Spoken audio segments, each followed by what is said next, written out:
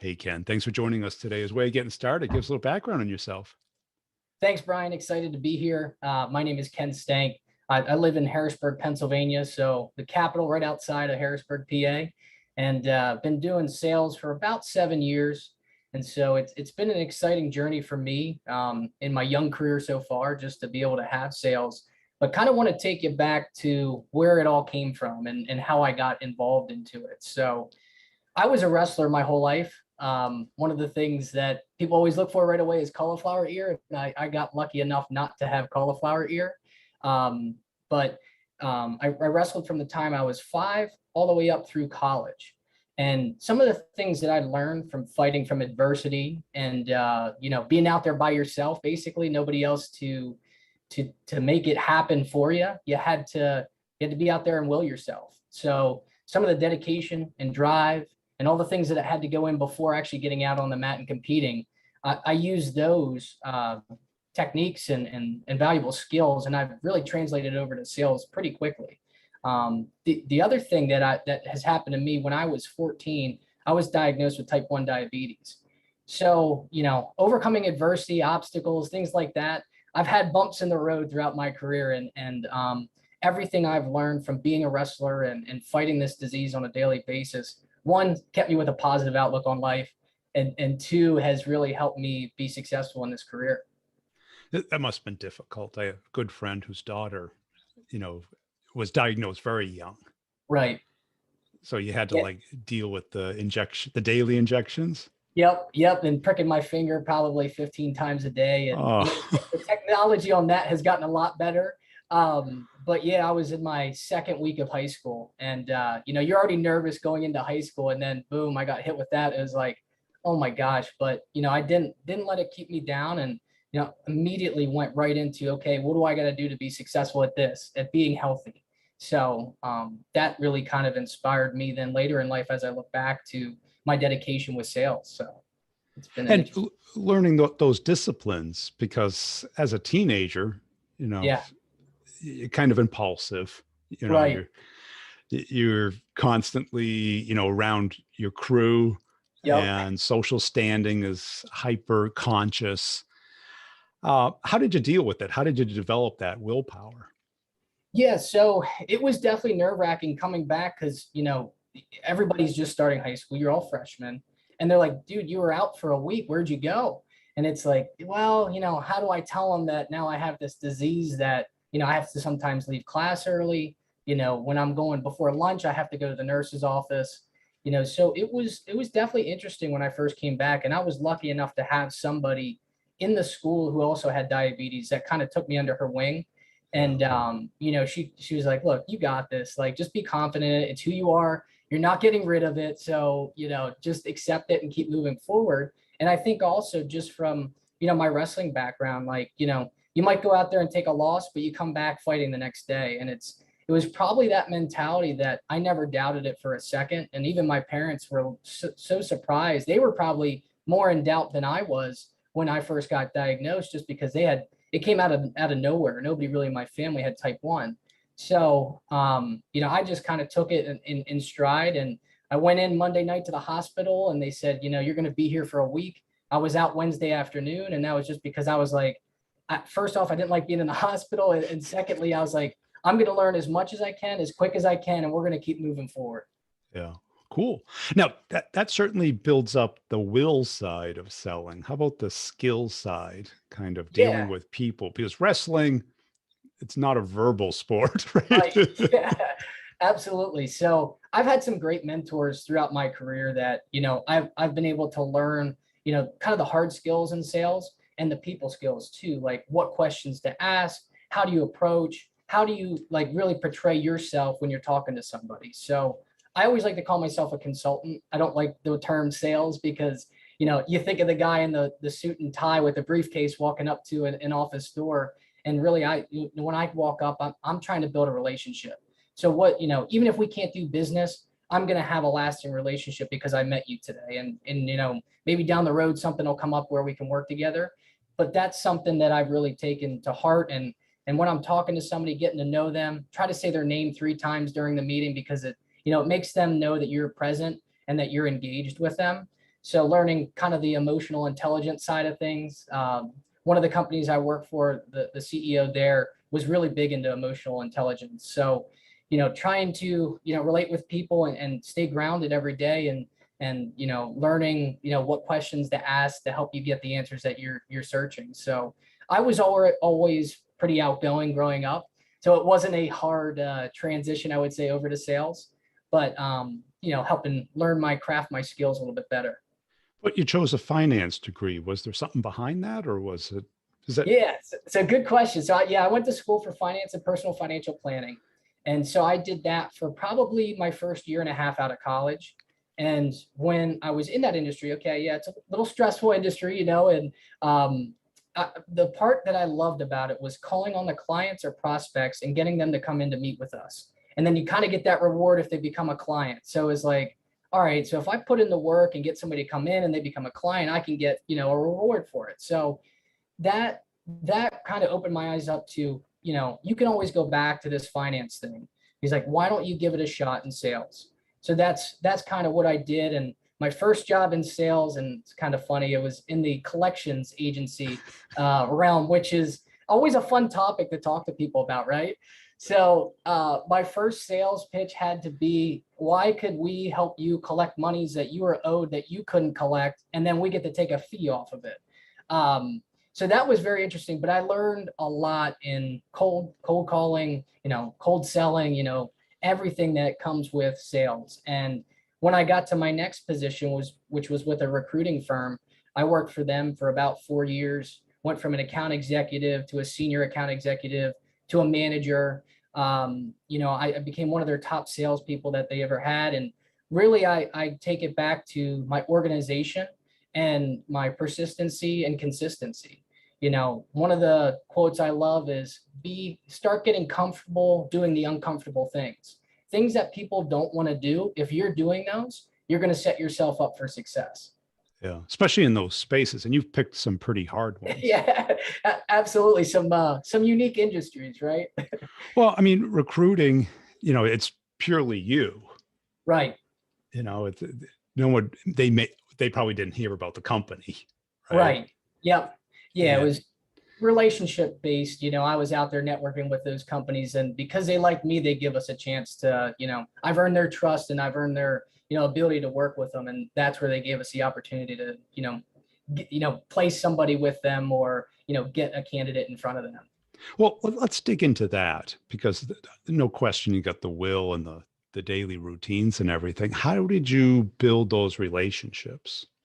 Sure. It's, getting out there in the community, going to chamber events. I was networking, any type of networking event that I could get out to, local charity events, things like that, walks.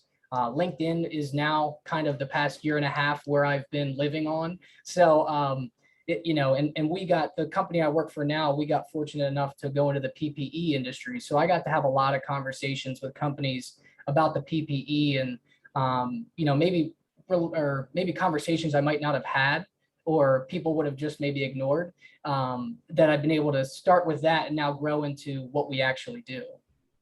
And did you make the transition from the quantity to the quality? Because I can see the work ethic, but then Yeah, we all kind of get burnt out with the work ethic, and we then figure out a smarter way of doing it. absolutely. So that first job I had, my boss wanted me to make 100 calls a day, and that is tough to do. Let me tell you what, it's a feat in itself. It's almost sitting on the phone for 8 hours a day. So that was interesting, but then taking that into my next position, so I had the dedication of making the calls and doing it, but then you have to realize, all right, I got to work smarter, not harder, because some of those things you're, not wasting your time, but it's not the smartest approach. So you have to get unique in your approach to what you're saying and what you're doing. And that's, kind of the company I'm at now. Posting on LinkedIn is one of my things that I try to do on a weekly basis, just because it's brand awareness. You want to be out there and in front of people. And if I can get a couple people to laugh at a post, or, smile, or even like it, see it, that's what I'm doing to try to work smarter. And, same thing with the emails that I send.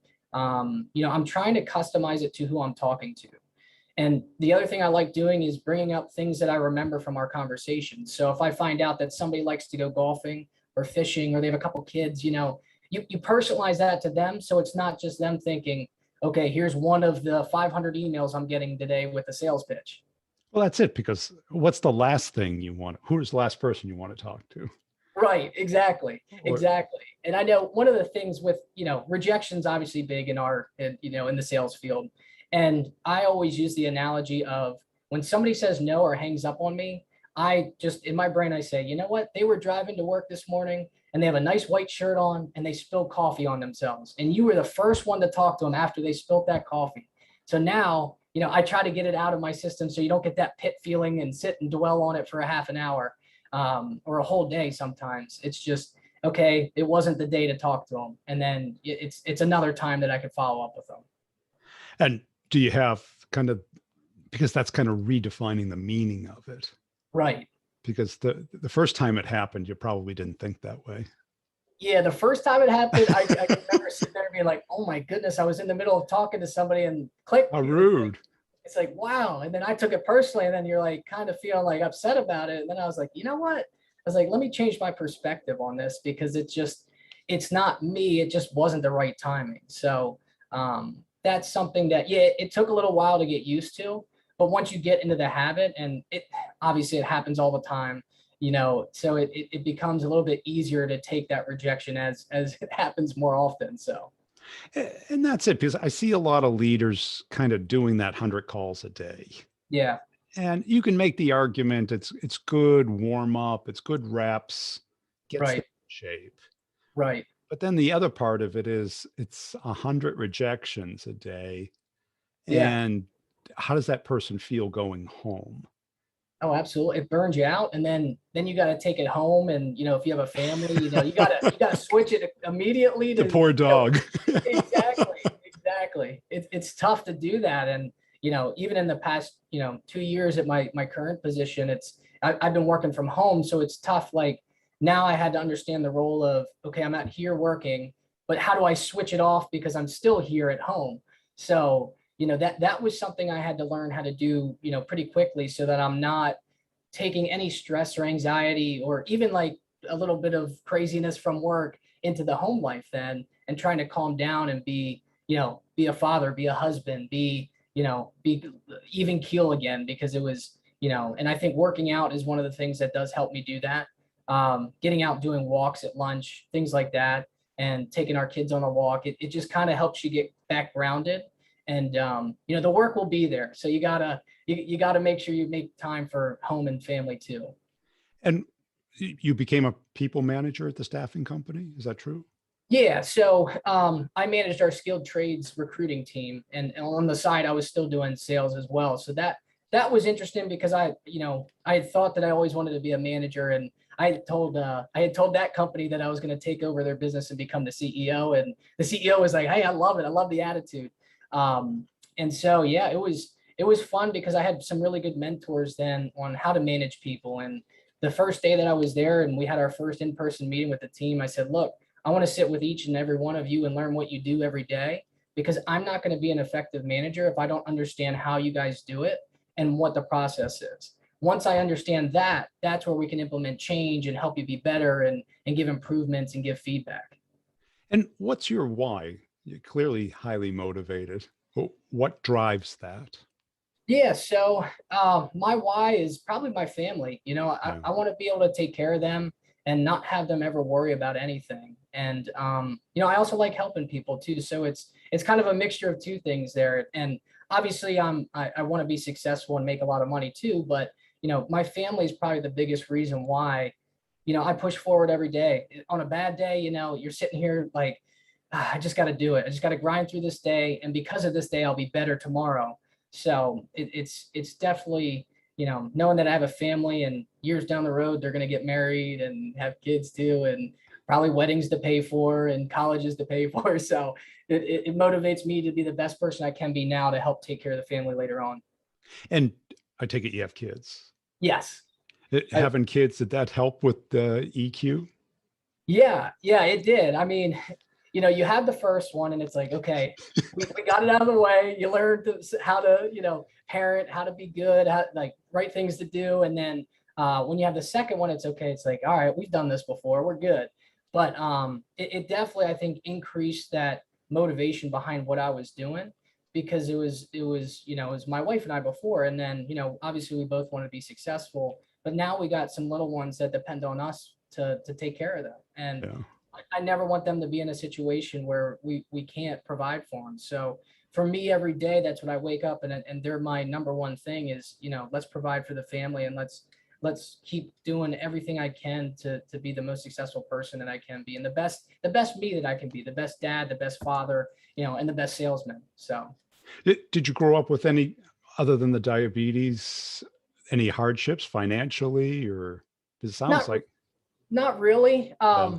My mom and dad did okay. They were probably in the middle of the pack, but it's Sure, as they'd you, be glad to hear that. yeah, I know. Yeah, they were But okay.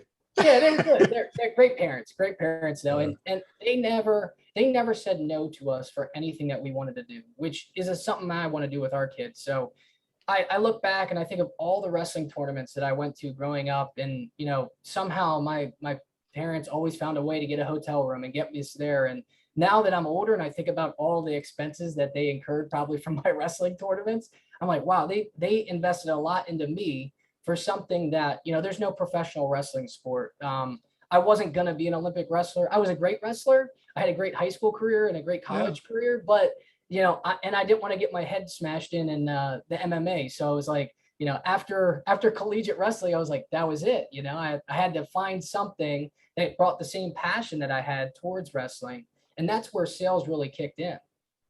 Well, I think I've seen a lot of wrestlers become great salespeople Yeah, because it's that one-on-one, no excuses, absolutely, absolutely. which is, I mean, you're part of a team, but that's kind of a side effect, right? Right. They keep a score, but it's you versus somebody else. Right. And but that training and the discipline, because it's not just the working out, you always have to try and get in the lower weight class. Yeah, yeah. So, obviously when I was diagnosed with diabetes, I never really cut weight up until high school. So that wasn't really an issue. But after I got diagnosed, it was like, well, how do I lose weight without my blood sugars spiking or crashing? Which that was kind of a whole trial and error thing with my doctors because they didn't want me cutting weight. And then if I lost weight, they'd be like, something's wrong. And I'd have to tell them, no, it's just wrestling season. It's okay that I dropped 5, 8 pounds. But yeah, that was very tricky, and just the dedication, as a high schooler, kids are eating at lunch, they got sodas, they got hot dogs, hamburgers, Right. cheese, like, You don't know we're what's in sitting there it. salivating over everything, and I'm like, man, I had like a yogurt and a banana today, and I could totally eat your whatever you got over there. So it does take a lot of dedication because we're trying to perform at our peak, and sometimes you have to lose a couple pounds. I never was big on cutting weight. And same with my parents, they never forced me to do anything. My coaches never forced me to cut weight. It was really whatever you wanted to wrestle at. If you won the spot, it was your weight. And so I tried to be the strongest and best that I could at the weight that I was at. Yeah. And so you had no diet issues with either Um, changes? yeah, so it was interesting again with the diabetes because you kind of have to change your diet for that.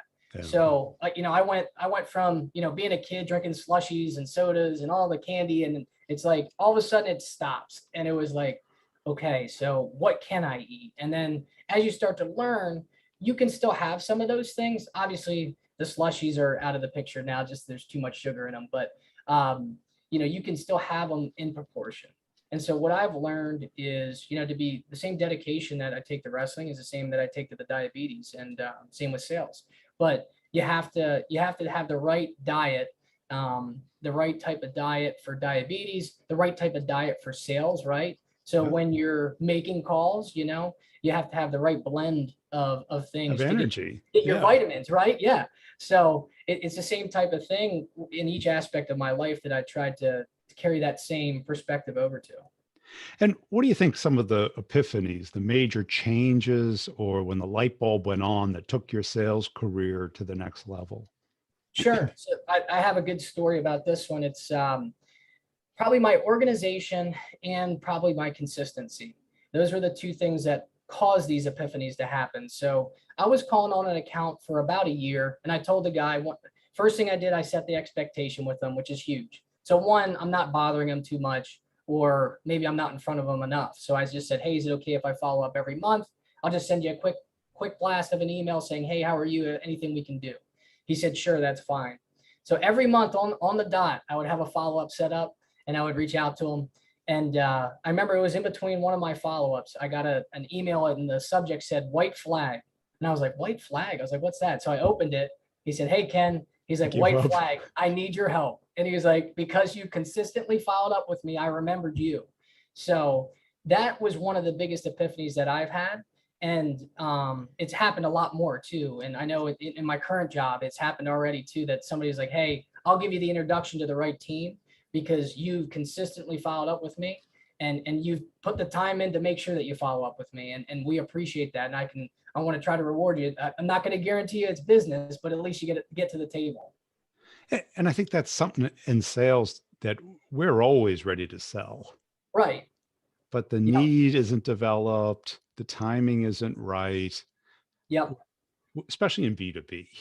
Yeah. Oh, absolutely. And one of the things that I love asking, well, first, I like asking a lot of questions to the people that I talk to because you just get to know things more and you get more information is better. And then you, again, take it back when you're following up. But one of the questions that I will ask in like an introductory meeting is on a scale of 1 to 10, 1 being worst, 10 being the best, where's your current provider on that scale?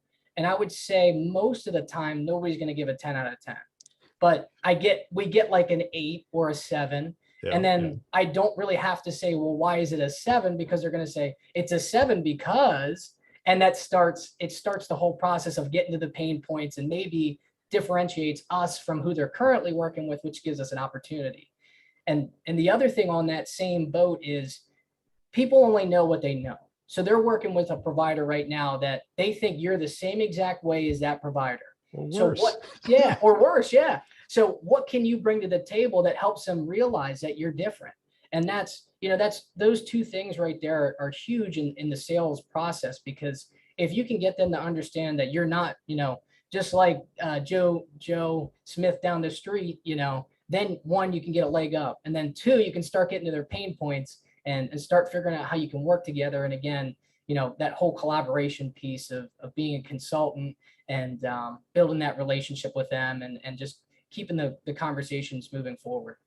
Well, what I liked about that was you're starting where they are. Right. Instead of you trying to get them to start where you are. Correct. Yeah. Where you're, more cost effective, faster, bigger, cheaper, whatever it is. Yep. But they're not in active pain. Right. Correct. A 7 is kind of like latent pain, right? Right. It's like, they're not perfect. Right. Right. You're kidding. Why? Why a 7? They're not a 10. But and them telling you is what you want. You telling them doesn't do any good. No, and I think that's something I learned pretty quickly in that collection sales role. It was, well, don't tell them why you're good. Let's listen and understand them first. Let's get them speaking. Let's start building the rapport. And then as we figure out those pain points, we can throw in some solutions and collaborations on how we could potentially help them improve that process. And I mean, given your energy level, was listening something that was hard at first? Or yes, that took some time because I love to be out in front of people and learning, and sometimes that comes off a little over the top, so I have to pull back sometimes and say, okay, let's calm it down. And I would say in my second role, my second job that I had in the recruiting firm, that's where I've learned to dial it back, but also I can still bring the energy, but dial it back to make sure that I'm listening and let them tell me about, what they're doing. I always was told, let them speak, the first thing you do, let them speak. So that's something that I always try to do, is whether it's, starting a meeting off saying, hey, thank you for taking this meeting. Let us know a little bit about yourself and maybe what you'd like to get out of this meeting. And then boom, it just kind of sets the tone for the meeting. Well, I mean, that's it, because I've dealt with a lot of recruiters, and the bad ones are always pitching you on a job Yeah, yep, instead of like, i- and what does everyone want to talk about? Their career, correct. and it's never a 10. Right. Right. No one, Elon Musk doesn't say it's a 10, Correct. Right. but they all want to talk about their career. So just Yeah. let them. Oh my gosh. Yeah. Let them speak. Right. Yeah. And and I got to believe that recruiting was a great training ground for Oh, sales. absolutely. Absolutely. So my job was to talk to the companies who needed people. And then I had a team that I worked with that filled those positions. So it was kind of a dual role where, Yeah. I had to make sure I got all the right information, because if I took it back to the recruiter and they got the wrong information, then, kind of makes us look like fools when we're sending somebody out for them to interview. So it was a very collaborative role. And even in my position now, we're a brand manager. So we do anything with printed materials, promotional products, apparel, signage, anything you can put a brand or a logo on. That's something we can support, which is unique because there's so many different avenues that you can go down in that world too. But it's again, it's a collaborative effort. I have an account manager team that when I bring something through, I got to make sure I have all the information, or else we're not going to properly source the right product for them. And when you see other reps that are putting the effort in but not getting the results, what do you typically see them doing wrong, or how do you coach them? Yeah, that's a good question, because one thing I'll tell beginning sales reps or people that aren't having success is go shadow somebody that's a top salesperson for a couple days or a day or two, or somebody, just listen to them, and then take some of the things that you see that they're doing very well and incorporate it into your mix. So that's even when I was a top sales rep at the recruiting agency, I was still going to some of the newer people. I was like, look, you have a different view than what I view. So let me see your fresh view. And if I can incorporate anything in there from what you're doing, then that's going to help me be better. I can also help you be better too by listening to what you're saying. So I'm always trying to grow, always trying to learn. And, I'll never say I'm the best at it, because I want to continue to have that 1% better each day type of mentality. And, trying to learn from the best, obviously, is going to help you, but also making sure that you understand what you're doing and how to do it too is also important in that process. And do you have a particular routine for that? Either how you structure your day or your week? Yeah. So the other thing that I do tell newer people or new sales reps is you got to have goals. You got to write down, like, if you start it right in the morning, write down what your goals are. You can have short term, long term. And when I tell them about writing the goals, it's not, I want to make $1 million, because anybody could write that down. And that's a great goal to have. But the goal should be, what are my actions that I'm taking to get to that goal? So if it's, I'm going to make 20 calls a day, I'm going to make 5 appointments a week, I'm going to cold call on 15 businesses this week. That's kind of the goals that you have to set in order to help you reach that goal of having $1 million. And how about like the grading of a sales call? Because like in wrestling, you had a coach over your shoulder all the Right. time yelling at you, Yep. which is great training for sales. Absolutely. Yeah. Somebody's screaming in your ear all the time, telling you you're not doing it the best. But Right. yeah, it's, sometimes after the call, when you get a chance to digest and look at your notes and figure out, um, was it one, is it worth your time to continue to move forward? Because that's what you want to know. And as you get into new industries, you're like, okay, was that something I should be spending my time on in the future? And you start to kind of make your filters to who you need to speak with and how to speak with them and what to speak to. So it's an interesting kind of trial and error in the beginning when you're figuring out like where you need to go and who you need to speak to, because a lot of the times, there's a couple people in the company that you could speak to because they handle different things. So it could be an HR manager, it could be a purchasing person, it could be somebody, a sales manager, because they get all the sales people's brochures and swag that they're handing out. So Yeah. yeah, it's interesting, but yeah, it's you got to go back and almost evaluate yourself call by call. And I know some of the things that I used to do when I was first starting in sales is I would make practice calls on my phone and then listen back to it.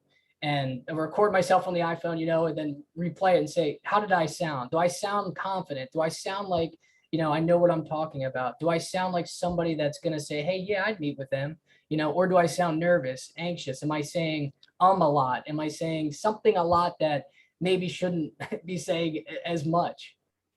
That is invaluable, right? Yeah. Because I liked how you dissected it, because it wasn't Yep. just, an overall grade's okay, but when you really dissect it, Right. the tonality, the pace, the kind of voice you using, Right. Yeah. If it's monotone, if right? Or silent, the uptone, hey, it's too Ken. too too aggressive. Yeah. Well, that's how you learn. Exactly. Because you'll build a bad habit, and all of a sudden years later, unless somebody hits you. Right. Yeah. Or if you're fortunate enough to be, obviously the past year and a half has been different not being in offices, but if you have somebody be able to, kind of shadow you and tell you maybe some pointers, it's tough not knowing because you're just, I'm at my house by myself and, I'm making my calls. So it's like I'm assuming that I'm doing the right things. But at the same time, if you can take the time afterwards and grade yourself, that's a great evaluation for yourself to keep getting better. Cool. Hey, Ken, I appreciate your time today. Where can people go to connect and follow you? Yeah, if you go onto LinkedIn, Ken Stank, that's myself, and I work for American Solutions for Business. So if that's, I don't think there's many other Ken Stanks out there. I got a You're the unique name, first. but yeah, so it should be pretty easy to find.